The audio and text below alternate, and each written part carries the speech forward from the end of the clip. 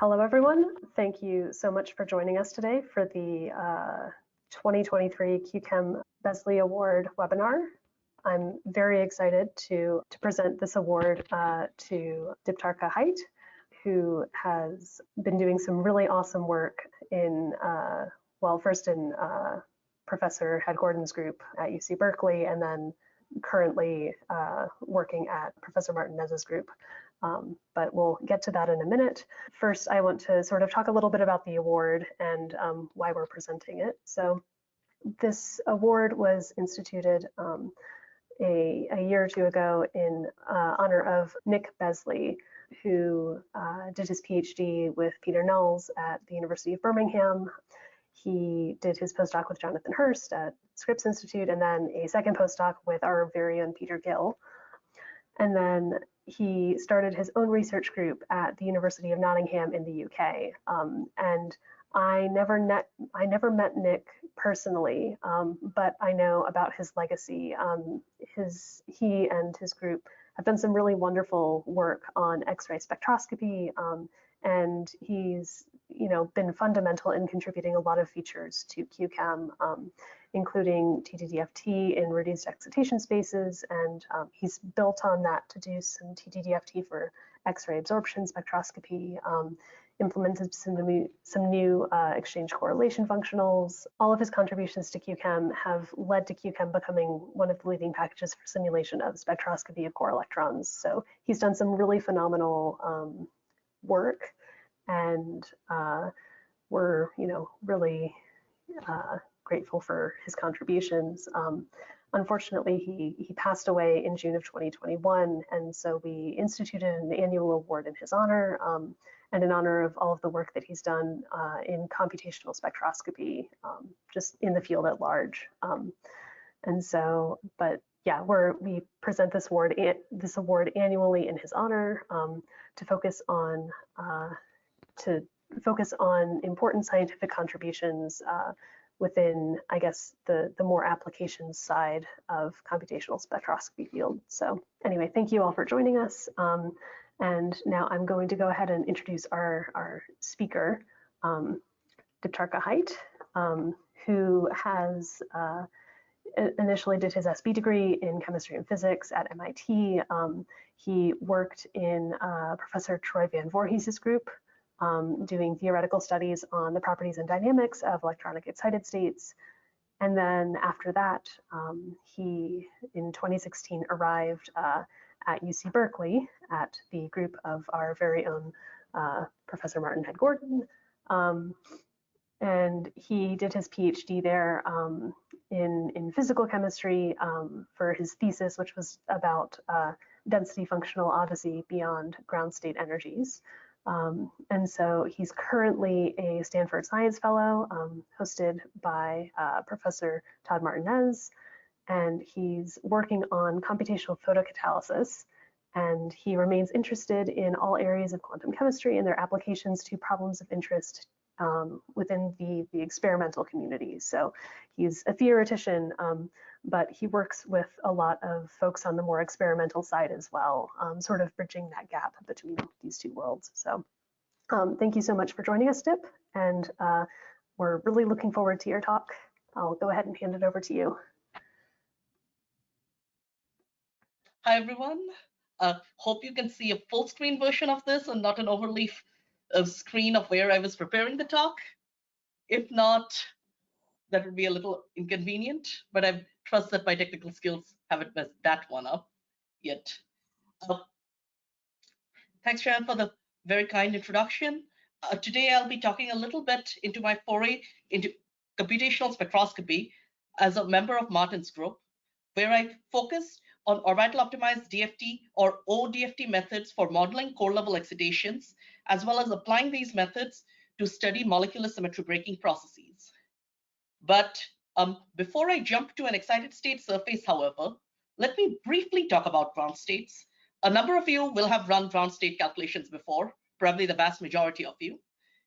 In such calculations, we normally begin with some Hartree-Fock or Kohn-Sham DFT job, where the orbitals are iteratively updated, starting from some initial guess like SAD or core, and to minimize energy.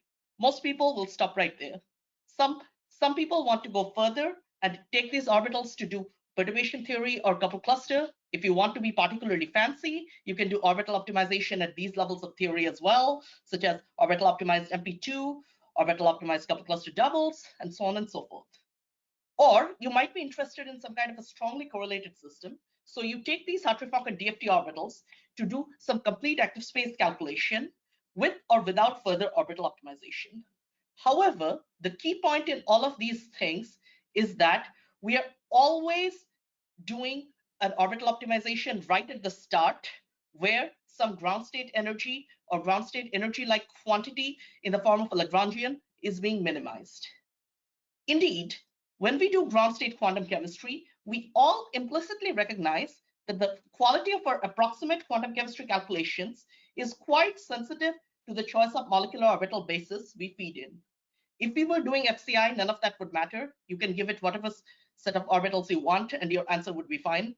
Unfortunately, we can't really afford to do full configuration interaction for most things, and the choice of the orbitals we use for our calculation matters a lot. Therefore, we take great pains to provide an optimized set of single particle molecular orbital functions for our quantum chemistry jobs. Strangely enough, that lesson mostly gets ignored for excited states. The most popular excited state protocol for practical quantum chemistry is time-dependent DFT or TDDFT, which involves doing linear response on an optimized ground state DFT solution, or equation of motion coupled cluster approaches, which do a truncated configuration interaction style excitation on an optimized ground state coupled cluster solution. The linear response and truncated CI approaches are very similar mathematically, and so I'll refer to both of them as linear response for the remainder of this talk, but neither of them use any orbital optimization specific to the excited states. The lack of orbital optimization for excited states has some rationale behind it.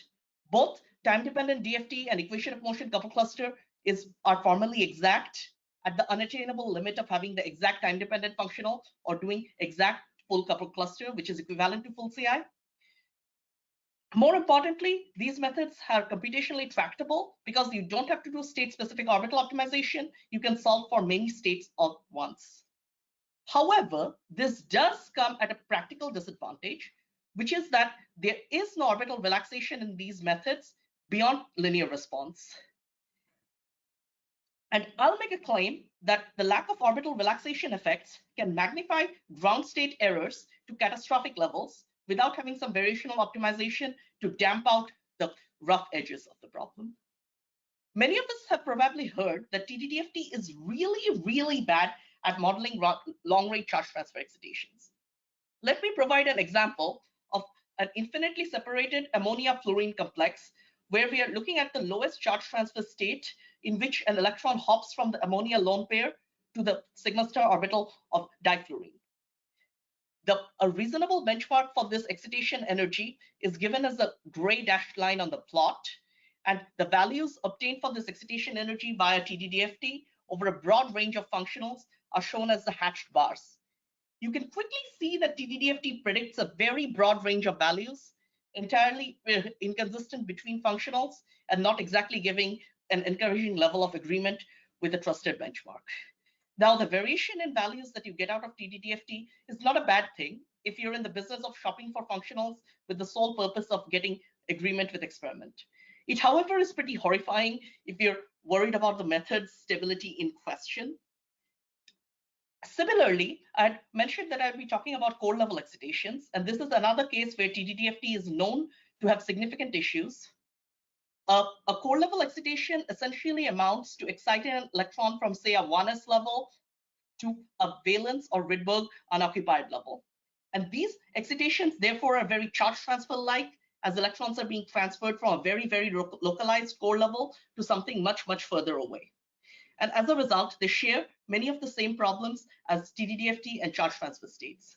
On the plot on the right, I've shown errors in TDDFT excitation energies for the lowest dipole allowed, A, spectroscopically visible, core level excitation in 40 small molecules. You'll notice that all of these functionals predict errors in the range of 20 to 15 eV versus experiment. which is not great, to say the least. So how do we solve this problem? The way I propose to do this is through optimizing the orbital specifically for the excited state so that relaxation effects are handled completely and not just at a linear response level. Indeed, as the new plot on the left would show, this appears to deal with the charge transfer problem reasonably effectively. The orbital optimized DFT method called delta SAF, which I'll explain later, is pretty good at predicting the charge transfer excitation energy in the ammonia-fluorine complex. There is no significant variation between functionals. Well, there is some variation, but that variation looks more like what you'd expect out of ground state DFT calculations of being under an EV versus the more catastrophic TDDFT variation spanning multiple EVs. And the different functionals are not only agree with each other to a reasonable extent, they also seem to reproduce the CCSD Parenti benchmark with a reasonable level of accuracy, at least compared to TDDFT. Similarly, for core level excitations, when you use this orbital optimized DFT method called restricted open shell cone sham or ROCks, which I'll also explain later, you see that the errors in the excitation energy undergo a dramatic drop to the point that you'd need a magnifying glass to see what the actual errors are, as shown by the solid plots, versus the hatch bars representing TDDFT. This would seem to argue that orbital optimization is a technique that would allow us to sidestep many of the challenges experienced by linear response methods for modeling electronic excited states. And this is not exactly the most new thing.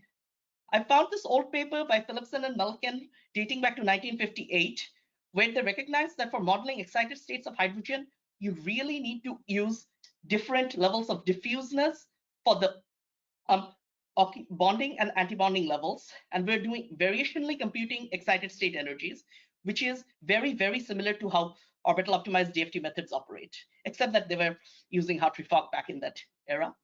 There's also a lot of classic work by a number of leading scholars like Baggis, Goddard, Noodleman, Ziegler, and many others who have done orbital optimized methods in the 1960s onwards that showed that these methods were promising.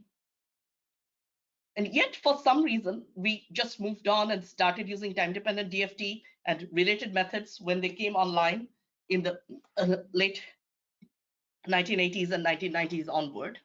And people stopped just doing orbital optimization. Why don't people orbital optimize everywhere if that seems to solve all of these problems with linear response that I brought up before? Well, there are a couple of practical challenges with doing orbital optimization that I did not bring up earlier. The biggest one is often referenced to as variational collapse. When we are doing ground state optimization, we are chasing the global minimum of energy, and that is reasonably well defined. However, excited states are typically saddle points of energy and are not minima, not even local minima. Therefore, optimization efforts that target excited states have the risk of falling into a nearby local minimum, like the ground state, instead of remaining on the desired excited state saddle point surface. For people who have tried to optimize transition state geometries, can recognize the difficulties in accessing saddle points. It gets way more trickier in orbital space versus in geometry space. So for doing effective excited state optimization, we need good algorithms that can optimize to saddle points or higher order stationary points without difficulty and not fall into nearby local minima. The other problem with modeling excited states with density functional or other mean field methods is that excited states generally, not always, but generally tend to have multi-configurational character, more so than ground states. So excited states often need multiple Slater determinants for proper description. And this is tricky because cone-sham DFT is defined to be a single determinant theory, and figuring out how to handle multiple determinants within it is not really straightforward or uniquely defined. So we need to find effective ways of recoupling multiple determinants in order to have a proper description of excited states. I'll talk in the first half of the talk, I'll briefly discuss some of the efforts we have made towards solving the variational collapse problem, as well as modeling the multi-configurational nature of excited states within a cone-sham DFT framework. But before that, I would like to bring up a quick note about Professor Nick Besley, who was really a pioneer in These in the area of orbital optimized mean field methods, as well as many other things, as Shannon earlier mentioned. In particular, Professor Besley, along with Andrew Gilbert and Peter Gill, worked on modeling electronic excited states with the maximum overlap method, or MOM, which was implemented in QChem for a very long time ago. This was, I believe, the first time people could do all of these excited state orbital optimized calculations within QChem with MOM. And he also applied these, again with Andrew Gilbert and Peter Gill, to core level excitations, resulting in 2 papers from 2008 and 9, which were very well received. I checked Google Scholar last night. They are his 4th and 7th most cited papers, so they were certainly not poorly taken by the community, showing his pioneering work in this area of optimizing excited state orbitals. But the maximum overlap method is a pretty nice way of doing the self-consistent field protocol, which is something many people have encountered while doing ground state, Hartree-Fock, or DFT calculations. Let me just quickly explain what a self-consistent field process does. You start with some set of orbitals, which I'm writing down as C. You construct some Fock matrix F out of that. You diagonalize this Fock matrix. Then you take the eigenvectors of this Fock matrix as the new set of orbitals C prime. Then you build a new Fock matrix with C prime and diagonalize again and repeat till you're converged. These are the Rutherford-Hall equations and are often accelerated with Pouillet's direct inversion of iterative subspace or dice method. And through the work of Nick Besley, Andrew Gilbert, and Peter Gill, could be applied to excited states via the maximum overlap method for determining which, preserving a non-Aufbau, stable non-Aufbau configuration throughout SCF cycles. And indeed, you can see that this works pretty well for many systems, such as H2 at equilibrium, where I ran a quick QChem calculation to show that with B3LIP and CCPVDZ, you can get to the ground state very quickly, tightly converge it in 5 cycles. That said, I do have a personal objection to the self-consistent field approach, in that it doesn't guarantee convergence at all. There is no guarantee that this repeated diagonalization approaches would ever converge to a solution instead of wildly oscillating in orbital space. And indeed, you can see this if I change the problem just a little bit and look at a very, very stretched hydrogen molecule. Here, the self-consistent field protocol does not converge up to 1,000 cycles and is wildly oscillatory. The energy sometimes becomes positive, goes up to 0.13 Hartree, which is pretty absurd, and then sometimes drops to -half, and so on and so forth. This sort of I think people who have run into convergence problems through doing DFT or Hartree-Fock can sort of empathize with this. This is not exactly the most uncommon thing to happen, where dice just doesn't converge. And the way out of this sort of an issue is avoiding the self-consistent field procedure and instead doing direct extremization of energy. This involves ground state orbital optimization, which means you have some energy E, and you're minimizing that against orbital degrees of freedom theta. And you can do this with gradient descent or quasi-Newton methods as long as you have the gradient of energy versus theta, which can be easily found for some kind of a Hartree-Fock or DFT method with just a Fock build. So as long as you have a gradient, you can do gradient descent or quasi-Newton and avoid falling into an oscillatory behavior. Your convergence might be slow, but it's at least can be made to be better behaved. Unfortunately, QChem has some of the best algorithms for doing these kind of optimizations, specifically the geometric direct minimization algorithm from Troy and Martin back in 2002, I believe. Unfortunately, though, the existing direct minimization algorithms do not work well for excited states because of variational collapse. GDM is very good at finding minima of energy. It's a little too good at that, in fact, so you can't really keep it stable on an excited state surface. I ran this trial calculation on a boron atom, where I excited the 2p electron of ground state boron into a 3p level and tried to converge that excited state corresponding to a 1s2, 2s2, 3p1 electronic configuration. I tried using both GDM and dyes, and both very, very rapidly collapse back down to the ground state of 1s2, 2s2, 2p1, showing that the variational collapse problem is very, very real. This led us to try something else, which we call square gradient minimization, or SGM.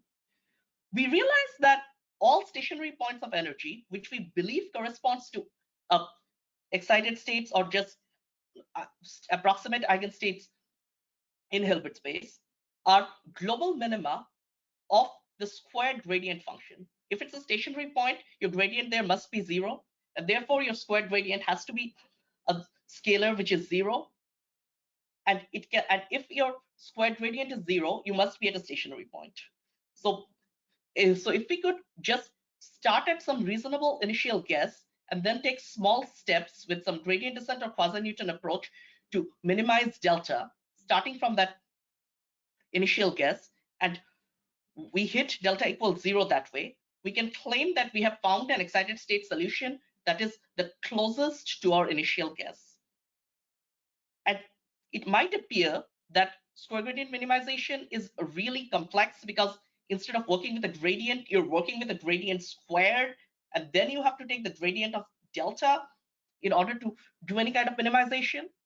But startlingly enough, it's not that much more expensive than a standard ground state DFT calculation. The cost per iteration is only 2 to 3 times more than a ground state optimization. And because to get the gradient of delta, you just need to compute the gradient of energy twice if you're doing it analytically, and thrice if you're doing it with finite differences, which means that you have your ground state computational scaling preserved with a larger prefactor, but nothing catastrophically big. And this general idea of minimizing the square of the energy gradient can be applied for literally any quantum chemistry method for which you do ground state optimization, not just density functional theory. You can staple it up to OMP2, OCCD, CAS-SCF, whatever you want. And if I apply this to the problem that I mentioned before of converging the 1s2, 2s2, 3p1 electronic state of the boron atom, I see that SGM converges pretty rapidly and monotonically to the desired excited state without any risk of variational collapse. So we published this method, but we also needed to figure out some way to actually do excited state DFT effectively and not just convert one Slater determinant in excited state space. As I mentioned before, excited states are often multi-configurational, and so we sort of need to figure out a way to effectively model them within a DFT framework. The problem with excitations is that they often tend to unpair electrons. There are certain double excitations which do not unpair electrons, such as the pi to pi star double excitation in ethene, but those are not really the most common things. Standard single excitations tend to unpair electrons. However, if all of the unpaired electrons in the excited state have the same spin, or there are no unpaired electrons whatsoever, we can actually represent the relevant excited state with a single Slater determinant. For instance, consider the lowest triplet state of a helium atom with an upspin in the 1s level and an upspin in the 2p level. Sorry, that wasn't the lowest triplet. That was a second lowest triplet. But if you consider that state, you can see that because there are just 2 upspins, this is pretty well represented by one Slater determinant. Or we can consider an excitation from the 1s level of a methyl radical to the singly occupied molecular orbital. In that case, there is only one unpaired electron, and that is at such a state is also pretty well represented by a single Slater determinant. We can model these excited states with a method called delta SCF, which means your excited state is well represented by a Slater determinant. So you optimize the non-alpha electronic configuration corresponding to the excited state as you would optimize a ground state Slater determinant, take the energies and the properties out from the resulting optimized determinant and work with it. Delta SCF is really popular. This was what most people were doing in the early days of the method in the 60s and 70s, but it's not universally applicable. In fact, there is a very common class of excitations that people care about for which delta SAF cannot work. Let's say I have some kind of a closed shell molecule and I'm interested in the low-lying singlet states. In this case, I can excite either the upspin or the downspin. They are both equally likely to be excited. There's nothing saying that one is more likely than the other. So I wind up with two determinants where either the upspin is being excited or the downspin is being excited, as shown by the blocks on the right, and both of which are equally important for modeling the singlet excited state. If I take only one of these determinants, I will get an expectation value of S squared, which is 1, indicating that this is not a spin eigenstate, but is a half singlet, half triplet mixture. Not that this little detail has stopped people from trying to model singly excited singlet states that way, but that's not really the best way to do it. So we need to figure out some way to recouple unpaired spins of different signs and obtain spin pair energies without having to deal with this hybrid singlet triplet state. One thing that really helps us is that we can compute the single determinant energies corresponding to the case where both of the spins are pointing in different directions, which is the mixed singlet triplet case, as well as the pure triplet case, where both of the unpaired spins are pointing in the same direction. Now, if we assume that the mixed state is really halfway between the singlet and the triplet, then we can get the singlet energy by just taking twice the energy of the mixed state and subtracting out the triplet. Ziegler realized this back in 1977 and wrote down this equation through which you can access singlet energies by just having the mixed energy and the triplet energy. Later, Irma Frank and others figured out a way to directly optimize this energy instead of separately optimizing the mixed determinant and the triplet determinant through this method called restricted open shell cone sham or ROCs. In ROCs, you have a set of restricted open shell orbitals within which you have a well-defined mixed energy and a well-defined triplet energy, and from which you get the singlet energy as 2em minus et, and you directly optimize ES. This is a very effective technique. Unfortunately, and I have used it to great effect, ROCs was in fact on the first paper the first paper I published ever was on ROCs, or using ROCs to model charge transfer excitations in OLED materials. So I have a special loving relationship with this. However, ROCs is limited by the fact that it can only be applied to a case with two unpaired spins. We worked out a generalization of this idea to handle an arbitrary number of unpaired spins and to access an arbitrary spin state out of there. That said, we quickly realized that the actual math becomes very, very tricky rapidly. With just 3 unpaired electrons, you get much, much nastier equations for the low spin doublet states, as shown by equations 3 and 4. And for higher numbers of unpaired electrons, you do not have analytic closed form expressions at all. That said, the resulting equations are very, very simple to solve numerically for any reasonable number of unpaired electrons. And so it's not a practical problem, just like the fact that I can't quite write down simple equations on a piece of paper. Anyways, having discussed ways to access excited state solutions through SGM and ansatz for recoupling unpaired spins to model excited state solutions with DFT, I would like to move on to an application, which is core level spectroscopy. When I first heard about core level spectroscopy, I was like, wait, why is this even important? It doesn't make any sense as to why you'd want to do anything with the core electrons which don't participate in the chemistry at all. Turns out that's actually a very important thing, because they're just so removed from all the valence levels which are messing around, doing reactions and forming bonds and such. And these core levels are very well isolated at characteristic energies, which permit them to give atom-specific information about a molecule. In general, when you do core level spectroscopy, you utilize X-ray or extreme ultraviolet radiation for some of the more higher energy inner shells. The idea is that you excite, say, a 1s electron in some hydrocarbon to an unoccupied molecular orbital, which could be valence or Rydberg. However, you will only get significant transition dipole moment if your target orbital is spatially very close to your core electron, and therefore this gives very local information about the site of interest. Core level spectroscopy is gaining a lot of attention due to a lot of new X-ray facilities coming online, and is being used to do a lot of very cool time resolved studies, including a couple I'll talk about quickly. Unfortunately, when you excite a core electron out, your electron density undergoes a pretty significant reorganization. If you're creating some kind of a core hole, then your valence electrons are going to be screened a lot less by the core levels from the nuclear charge, and therefore will contract and get closer to the nuclei. And this is the sort of core hole response that linear response methods are not very good at modeling. As I noted before, TDDFT tends to have pretty large errors in modeling such excitations. I looked at 40 systems where you have just very light atoms, hydrogens, carbons, oxygens, nitrogens, and fluorines, and you excite out of the 1s levels of these second period elements into some unoccupied level, and you compare against experiment, and you see that TDDFT gives you pretty darn big errors, 10, 15, 20 EVs. Not great.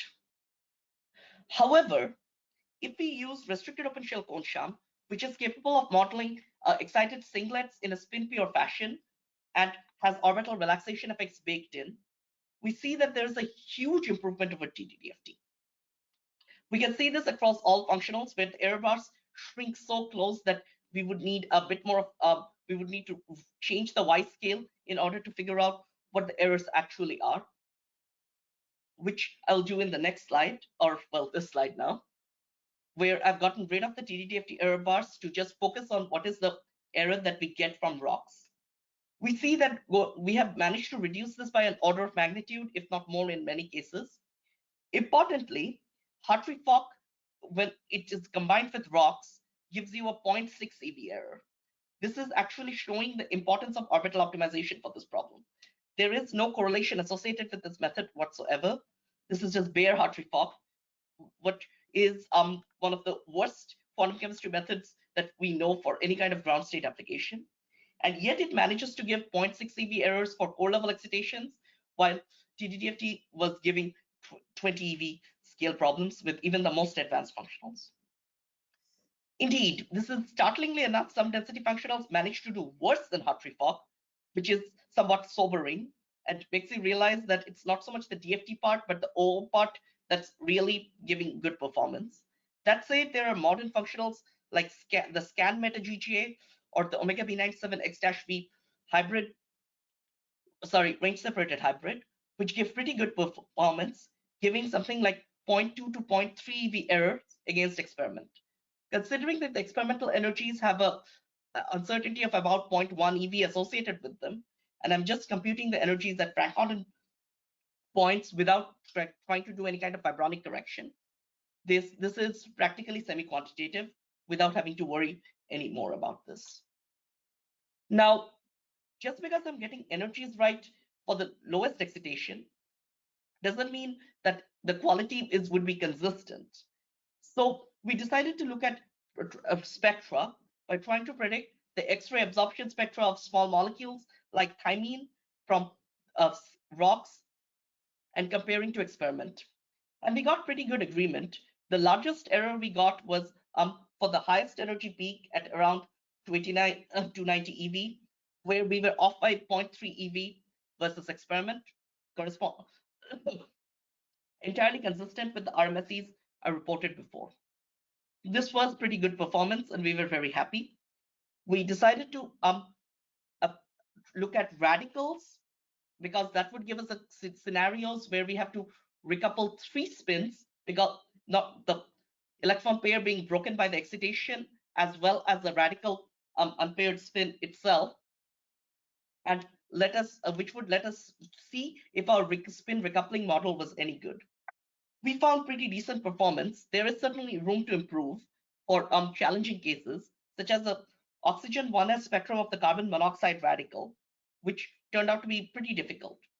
The recoupled scan where we are using OO-DFT to recouple the 3 unpaired spins, seem to yield a pretty qualitatively correct spectrum, but as you can see, the errors are kind of big. We are looking more like half a volt scale challenges than the 0.2, 0.3 I was referring before, which shows that there is some further improvements to be had.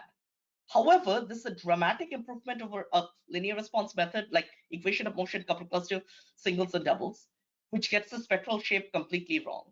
No amount of translating the spectrum to align the first peak or such is going to do anything in here.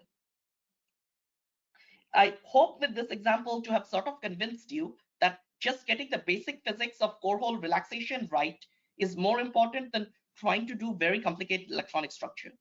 Sometimes it's just important to get the basic physics right and then deal with everything on a very cheap level, then try to do everything at once and not quite succeed at the level where before your computational power gives out. Having done carbon monoxide, I would like to move on to some experimental collaborations that I did while at Berkeley with the Leonie Newmark and Gessner groups at both on campus as well as the Lawrence Berkeley National Lab. We were getting quite excited by the fact that we could get good agreement with previous experiments with our methods. So the next question came up, if OO-DFT is really that practical enough to be used for day-to-day calculations, and you're getting good agreement with previous experiments, why not apply to new experiments and see if you can get anything useful out of there?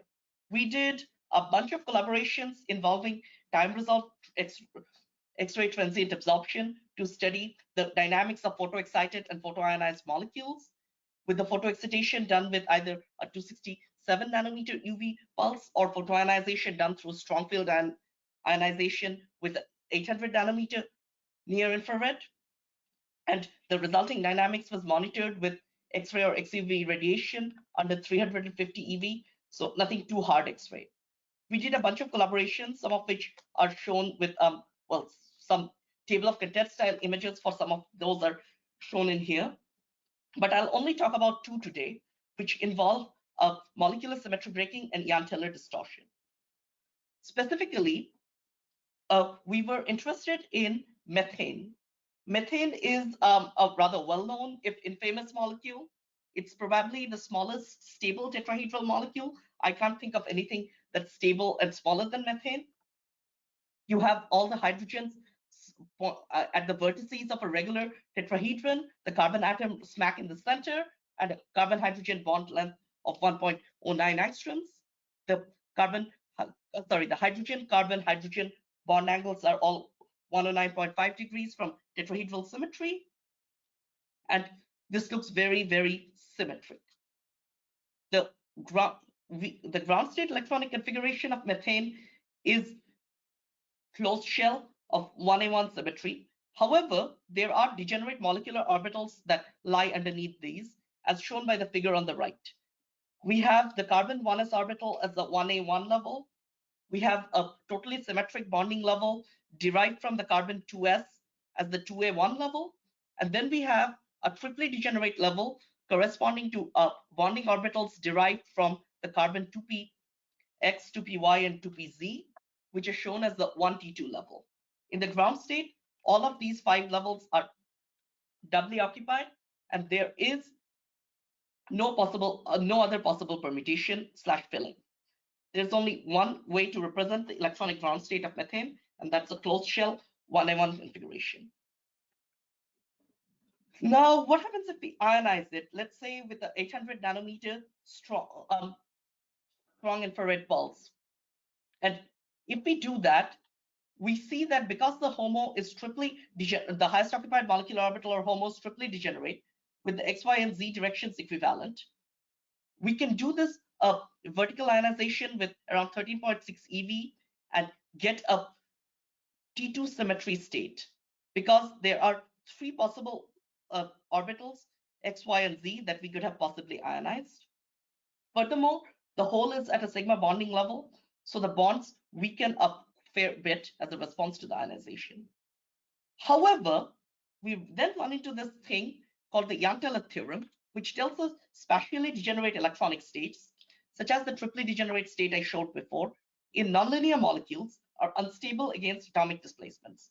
So that triply degenerate state in the tetrahedral geometry would rapidly undergo some kind of a distortion to a lower symmetry form, which turns out to be a C2V symmetry state with 2 long and 2 short bonds at angles very, very different from 109.5 degrees in the methane cation. And this symmetry breaking process has been proven very difficult to study. This distortion is expected to be ultra fast on the time scale of CH vibrations, which are like the fastest atomic motion processes there are, and it's pretty difficult to observe.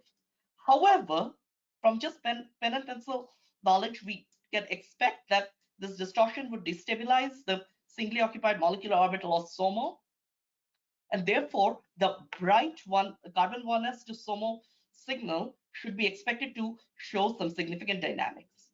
Basically, we could do some kind of a setup in which we strong field ionize the methane molecule and then use a soft X-ray probe to excite the carbon 1s into the hole formed by the departing electron and study the Young-Taylor dynamics, watching the energy for this excitation climb up from 278 eV to 281 eV from some basic calculations.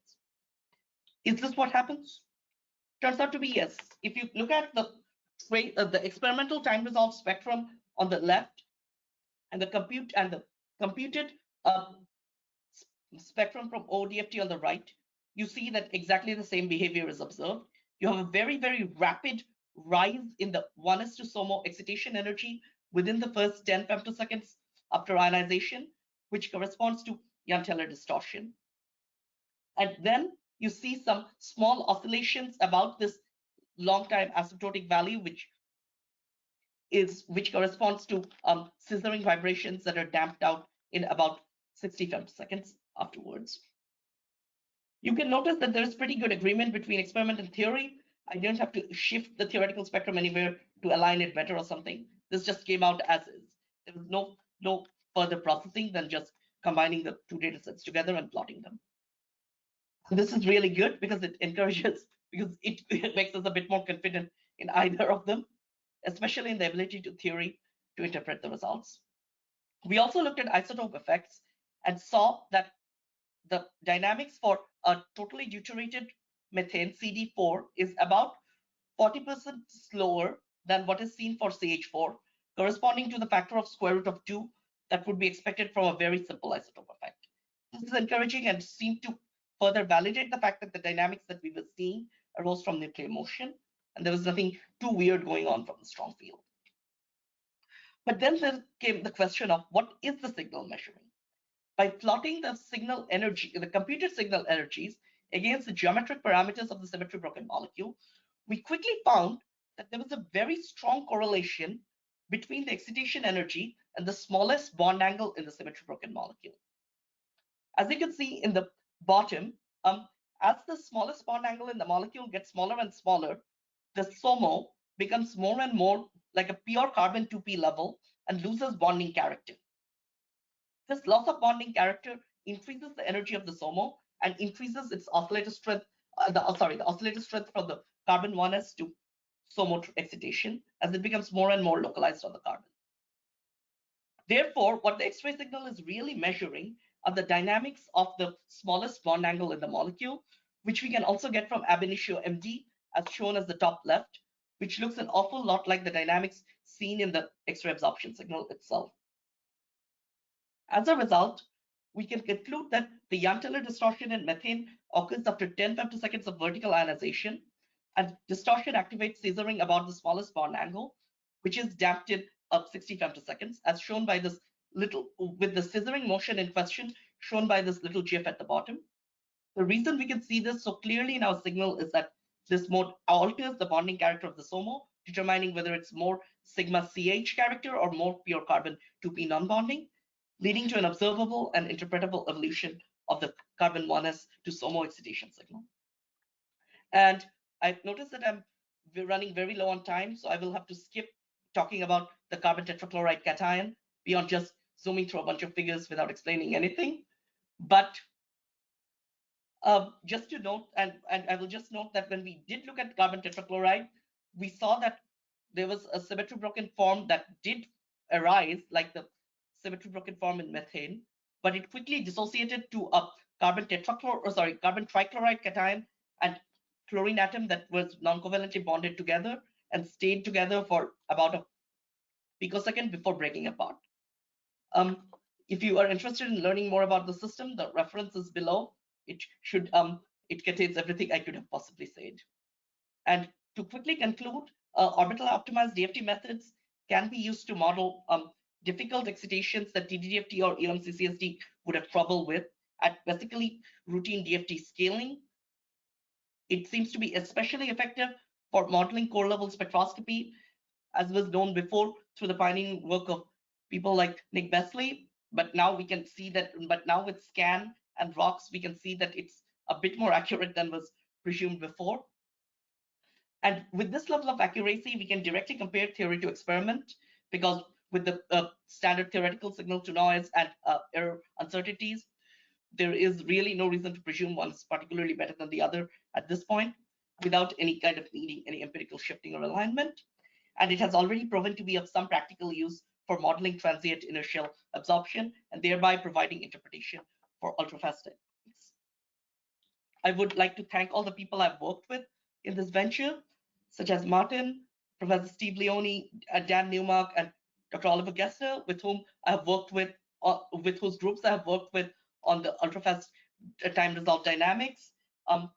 In particular, I'd also like to thank Enrico, Andrew, Eric, Val, who were the experimentalists I worked with on methane and carbon tetrachloride.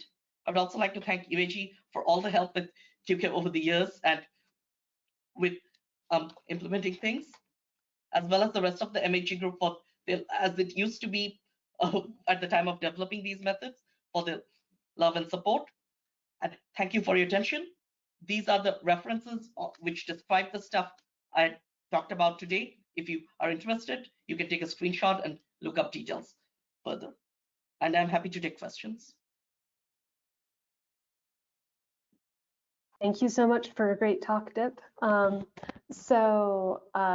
guess for attendees, there is a little questions dialog box down at the bottom that you should be able to ask any questions that you have in that question box. So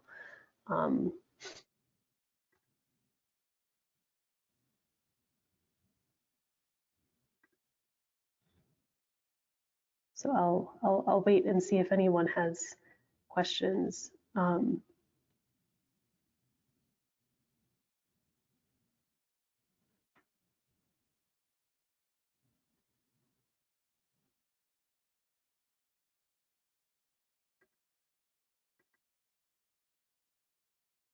Okay. Well, I don't see any questions in the question box. So I guess I've got one of my own. You mentioned the carbon tetrachloride, which you didn't get the chance to go into a ton of detail about. But this dissociation mechanism is interesting looking. Can you explain why it dissociates into yeah? Do you have any insights about that, or? Yeah, I can actually describe why this thing would like to dissociate. When you're ionizing carbon tetrachloride, you're knocking an electron out of a chlorine lone pair. So you're creating a situation where your hole is on a chlorine, and a chlorine is a pretty electronegative element, and it really, really doesn't want to have anything like a positive charge on it. So as a result, what the chlorine would do is try to steal the bonding electrons entirely from the rest of the carbon tetrachloride and go its own way as a neutral atom. And as a result, while there is a small barrier towards this process, it's stabler for carbon tetrachloride cation to exist as a non-covalently bonded complex where the positive charge is entirely on a carbon than trying to put a hole on a chlorine. Okay. Thanks for the question. Sense. Yeah, thank you. Thank you for your answer. That's really cool. Okay, so we do have a question now. Is OO-DFT able to interpret these spectral features with high energy, so like transition metal 1s? and high resolution. So for example, if an absorption peak has a width of about 3 eV, while the absorption energy difference between two adjacent orbitals will exceed the width? Yeah, that's a very good question. We have recently made some progress towards relativistic corrections for modeling transition metal 1 spectra. We are quantitative, well, semi-quantitative, the way we are for the lighter elements, up to say the chromium 1s. Beyond that, we have to do a little bit of shifting because there are some 2-electron relativistic effects that density functional methods have a bit more difficulty modeling. But to sort of answer your question, right now for the first row transition metals, I think the answer is yes. We should be able to identify peaks fairly reliably without issue. We have compared to experiment for a number of model systems and seems to make sense, but we haven't really gotten an opportunity to test it extensively on a system of practical interest yet. We'd be happy to look into this more. In fact, that would be good to understand if we can actually do this or not. But right now, what I know at the moment leads me to think that yes, we can do it. Okay, awesome. Thank you so much. And the person who asked the question also says thanks. Oh, glad that So, okay. And then we've got another question submitted in the box, which is wonderful talk. Thank you. Since outliers are important, could I ask if you have run across any cases where OO-DFT results are unexpectedly poor? That's a great question. So I used to show a box and whiskers plot before this, and I don't recall a case where something like scan was off by more than 0.6 eV, so around 2 sigma-ish, I guess. I do not recall encountering such a case where agreement was poor to that. I will say that for some of the light systems, it might be important to do to check average over the vibrational wave packet, because if you don't, there might be some effects that lead you to wrong energies by a bit. But overall, I don't think so. Like, I would say if you're using scan, I'll be generous and say that a volt is the worst that can happen, even though I've never seen it. And I would reasonably expect worst case errors to be around 0.6-ish for the light elements. For transition metals, I think I would need to do more calculations before I'm as confident about it. But so far, I haven't encountered any outliers that have made me rethink this. Okay. Or rather, what I'm trying to say is that I haven't seen an outlier that would give me pause, or has errors in excess of 0.6 eV-ish. That being said, there's one thing to be aware of. If you're trying to model, say, some highly excited Rydberg state in, say, ammonia or water, you would need a very big basis, like double or triple augmentation. If you don't do that, then yeah, your errors will be big. But as long as yeah, with increasing basis size, most of these things go away. Okay, cool. Thank you. And then follow-up question to the first question, or not the first question, but the second question that's been asked in this session is, would the same apply to oscillator strengths? Oscillator strengths, so far, I think the spectral predictions have been pretty good, but I think there's a bit more reason to be cautious about oscillator strengths and excitation energies. Which is not to say that I believe they'll be bad. I just think that we would need to do more comparisons to experiment, and having the opportunity to do that is very helpful for figuring out how well we are doing. And is that just because you haven't had the chance to compare it to as many experimental cases yet, or is that are there reasons why you think that that would be a little riskier? riskier is not the right word, but yeah, you know what I mean, So kind of. I think riskier would also be something that I would use. There are two reasons for this. A lot of the experimental spectra, say, especially for something like a transition metal, you have one strong pre-edge peak and everything after that is just kind of a mush with the rising ionization edge. And as a result, if you have just one peak, you can't really compare relative oscillator strengths. Most theoretical methods are better at predicting relative heights of peaks than absolute heights. In fact, I don't really think of that many that are good at doing absolute heights at all, but absolute spectral absorbances. But because there's just literally one peak, it becomes pretty tricky to compare and figure out if the oscillator strength is coming out okay. That's a practical reason for the worry, and for the, of course, the alternative would be that if there's only one peak going to be there, you just need to identify what is the bright excitation and not worry about the rest at all. Like if your method can distinguish between bright and dark, that's all you would ever have to worry about in practice. The other reason is that the oscillator strengths are being computed by a pseudo wave function approximation, where you're taking this excited state wave function built from the Slater determinants and then doing a orthogonal CI with a ground state. So this is very much at a Hartree-Fock mean field level, where there is no advantage from the exchange correlation functional beyond the quality of the orbitals in there. So some higher response correlation effects might be actually missed. There exists that risk. Okay, that makes sense. Thank you. So there's another question, which is, thank you for the presentation. How do you see OO-DFT compared to those core-specific functionals also able to correct for the usual shift observed when using TDDFT? I knew I would regret taking that slide out. The thing with some of those core-specific functionals is that they're absolutely very effective at reducing the error. Like if you were to use one of those specific functionals, a core excitation specific functional, you're not going to look at 10 eV error bars. You would be down to something close to 1.5. However, the relative positions of the peaks are often messed up. Like for the thymine case I showed here, when I did SRC1 on it, I got something that didn't look anything like experiment, shift or no shift. So I didn't show that, but maybe I should have.